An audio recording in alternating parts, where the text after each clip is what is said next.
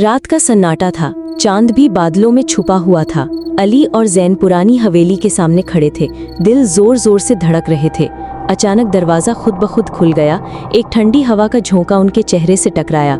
अंदर दाखिल होते ही एक धुंधला सा सफ़ेद लिबास पहने औरत का साया सामने आया। उसके लंबे काले बाल बेतरतीब थे, चेहरा अधूरा और फटा हुआ, आंखों से सुर्ख रोशनी निकल रही थी। उसके हाथ लंबे नुकीले नाखूनों वाले, जैसे किसी और दुनिया से आई हो। वो आहिस्ता आहिस्ता उनकी तरफ बढ़ने लगी, हर कदम पर फर्श से बरसत हुई धूल उठती और उसका लिबास हवा में लहरा रहा था। उसका मुंह खुला, अंदर गहरा सिया सुराख था, जैसे किसी खाई का दहाना, और उसके गले से निकलने वाली सर्द हवा ने अली और जैन की सांस रोक दी।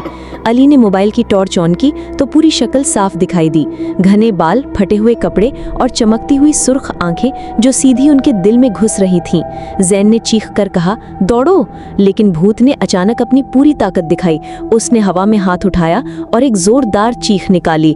उसकी आवाज़ जंगल में गूंजी और जैसे ही उसने हाथ बढ़ाया, एक गहरा सिया साया जमीन से निकला और उनके गिर्द घिर गया। अली और जैन दोनों ने भागना शुरू किया, मगर हवेली के दरवाजे खुद ब खुद बंद हो गए। भूत अब उनके बिल्कुल करीब था, उसके होंठ से खून की बूंदें टपक रही थीं। आखिरी लम्हे पर अली ने कदीम तावीज़ निकाला और भूत की तरफ फेंका। तावीज़ ने भूत को चंद लम्हों के लिए रोक दिया, जिसका फायदा उठाकर वो दोनों बाहर भाग निकले।